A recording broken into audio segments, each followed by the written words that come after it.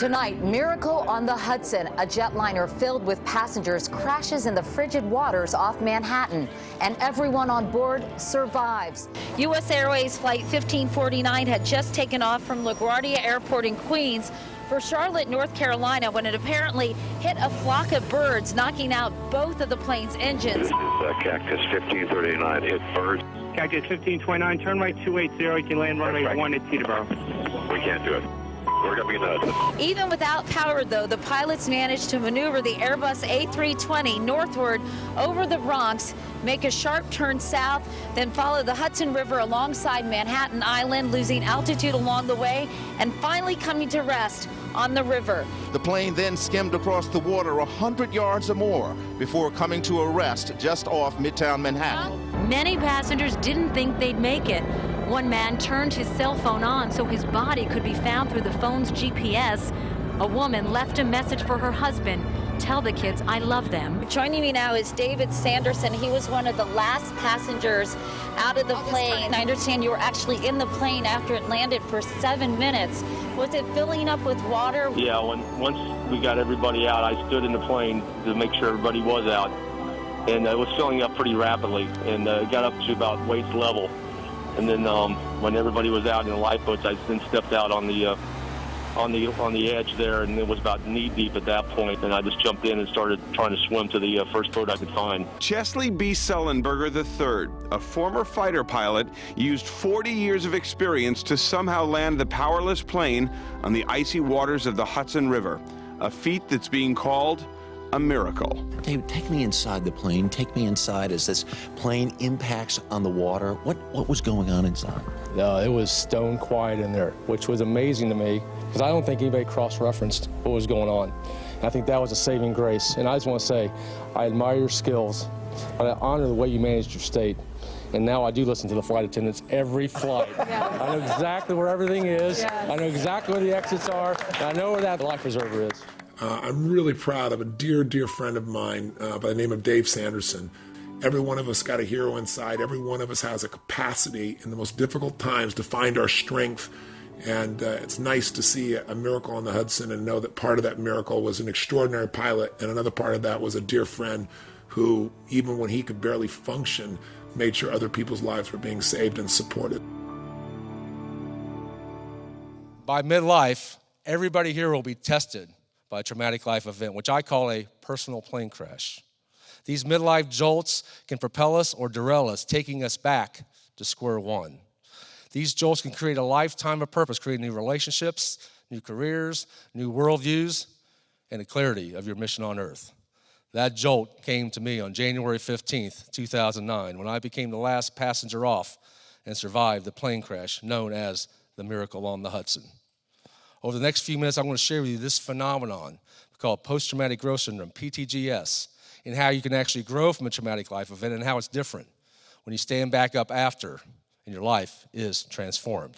It was a little over 60 seconds after I took off when I heard the explosion, and it was a loud explosion. Man, I have never heard anything on a plane like that before, so it got my attention. So I looked up and I looked out the window and I saw fire coming out from beneath the left wing. So I knew something had happened, but I fly so often, that plane lost an engine. No big deal. So that's where I think God's grace entered for the first moment on this flight, because no one knew at that moment in time what happened on the left side of the plane, also happened on the right side of the plane. And I truly believe I was able to cross-reference, checked in, what'd you see, what'd you hear.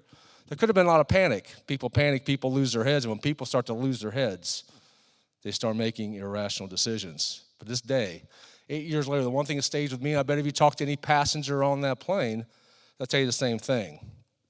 It was so quiet, you could hear a pin drop. So that's why I think it's the moment I really believe that everything that I learned and everything that I trained for came into play. For the 10 years prior to that day, I was a head of security for a gentleman named Tony Robbins. No one had a chance to travel with him, but I learned and absorbed everything that he taught in addition to all the people that he hung with. So now I have the opportunity to go all over the world and share these lessons and strategies from that day. And my goal for you today is this, that you might hear one or two things that I'm going to share with you so the next time you face what I call your own personal plane crash, which might be a fire, a flood, a health scare, whatever that may be for you, you'll not only be able to survive it, but thrive and grow from it instead of going into a depressed state like so many people have. Because one thing I've learned in my life is those who have the humility to prepare will have the confidence to execute when that moment comes. And as the plane crashed into the river, I went back in my seat and up in my seat just like that. When I came back up, I looked up and I looked out the window and I saw light coming through the window. So I knew I had a shot, but I wasn't out. Because if you saw how the plane landed, the bottom of the plane was stripped off. And somebody actually did listen to the flight crew and went to that closest exit, which may be behind you, try to open that door. So all of a sudden, water started coming in. Now, my game plan was get to the aisle, get up, and get out. When I got to the aisle, something happened that only changed that day for me, but probably changed the entire direction of my life. My mom kicked into my head. My mom passed away in 1997. There was something she would tell me when I was a child that popped into my head at that moment, and it was, if you do the right thing, God will take care of you. And the right thing for me was, you take care of other people first. So I went towards the back of the plane to see if anybody needed help. And once we got everybody out, I started making my way out of the plane. Now you got to remember, not only some of the top of the seats break back, but the bins are broken open. Luggage is flown out. You're waist deep in the water, so every time you took a step, you hit something. And at that point, you didn't know whether you're hitting a body, a piece of luggage, you didn't know what you were hitting. But all the further I could get up was 10F. And the first pictures released on Good Morning America was me trying to get out of the plane. But it was an amazing sight. There was no room on that wing for me. There was no room on that boat for me, but it was an amazing sight. People were already being rescued. And a few minutes later, I felt the plane shake. I thought it was going down, so I jumped in and swam to the closest boat that I could find. And when I got there, I heard him yelling, climb, climb, climb. I yelled up, can't. Then I heard my mom talk to me again. Because the word my mom hated most in life was the word can't. So I got one arm up, I felt somebody grab it. Got the other arm up, I felt somebody grab it. To this day, I do not know who these two gentlemen are. But they pulled me on one of those ferries. And that's when my life started to change.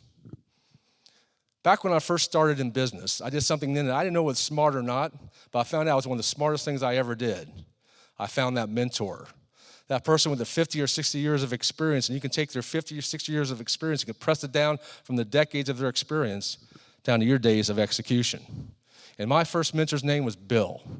When I first met Bill, all I knew about Bill is he wore a flannel shirt and drove a pickup truck. But as I got to know Bill, I found out Bill owned 80 movie theaters in North and South Carolina. Bill was a multimillionaire. Bill was like the Sam Walton of Charlotte. And he took me under his wing. So one day I called Bill and I said, Bill, how does somebody become a business leader? And he gave me one of those bits of wisdom like only these guys can give you. And he said, if you want to be anything in your life, put yourself around the peer group you want to be like, and they will elevate your standard, and you will become what you want.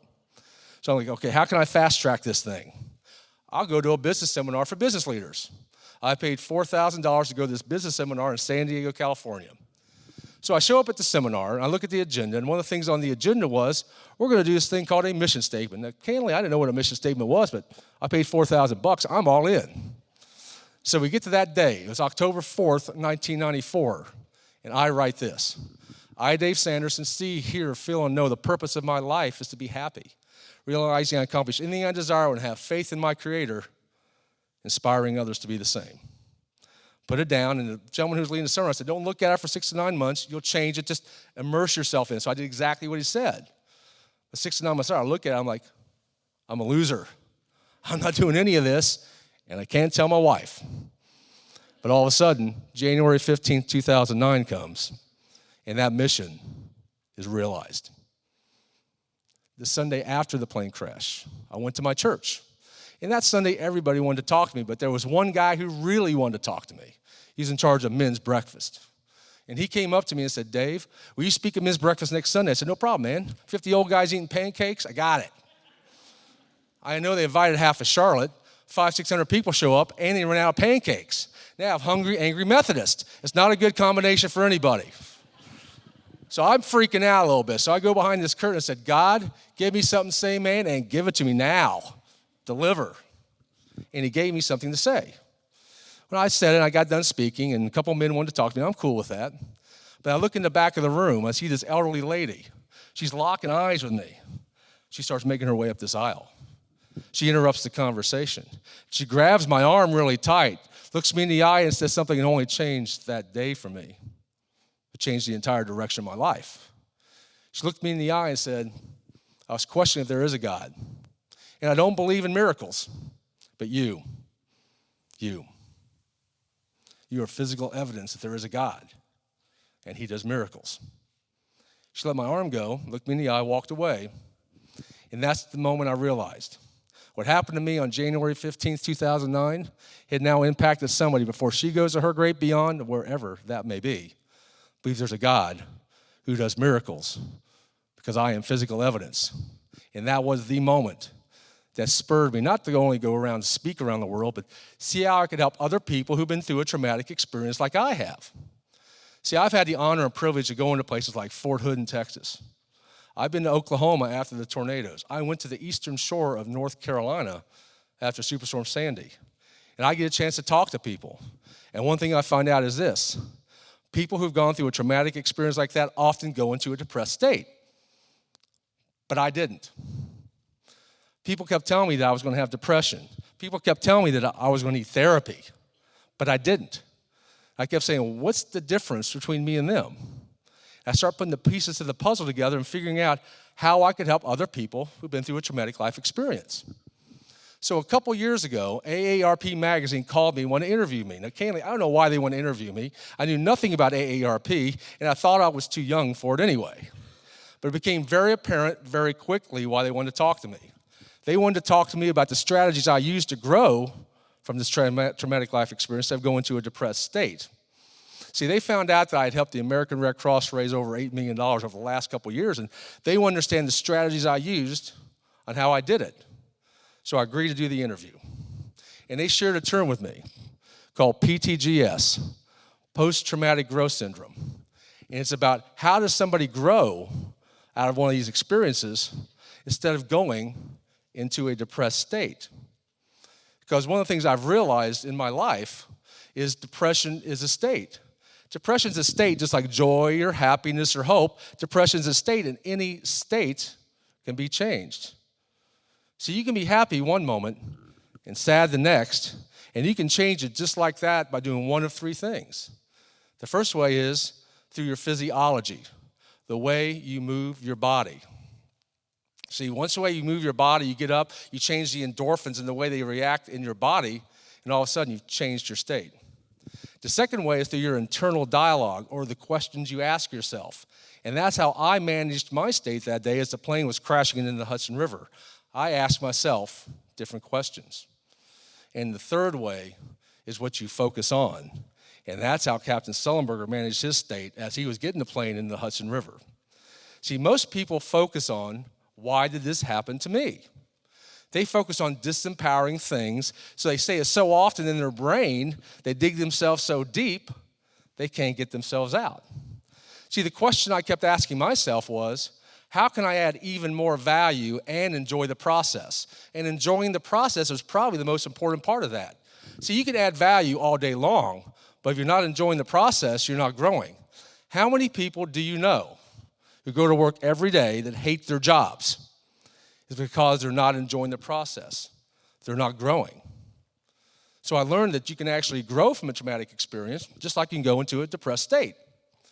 The second thing I realized is something that Tony Robbins taught me and teaches all of his audiences around the world, that the meaning you attach to something produces the emotion of your life. And meaning equals emotion. Meaning equals emotion, emotion equals life. You all should write this down or memorize this. This is the essence of the total power of meaning. Meaning produces the way you feel. Meaning informs your emotional state. You can build a ladder of positive and empowering meanings and effectively change the direction of your life. And it all starts by becoming conscious of the meanings you are constantly creating. This technique is called reframing. And it's the most powerful tool you can use to change the way you approach life. And that's what I call the halftime of your life. When you have to go back to square one to grow. Then you can create your own flight plan for your life. I work with an organization in Dallas called Halftime.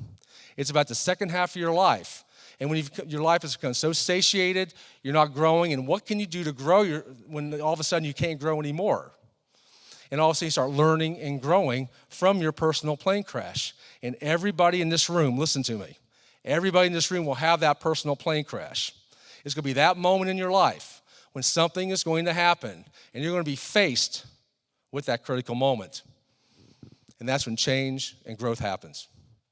Things change, such as your relationships, where you start focusing on how I can add value to other people instead of your own personal significance. Your careers change, where you may be working for an organization or a company, and now you want to become an entrepreneur or work for a non-for-profit to add value in a different way. Then you start learning and growing through your worldview. And that's what dramatically changed for me after the plane crash. See, I was pretty focused on myself. I was pretty judgmental.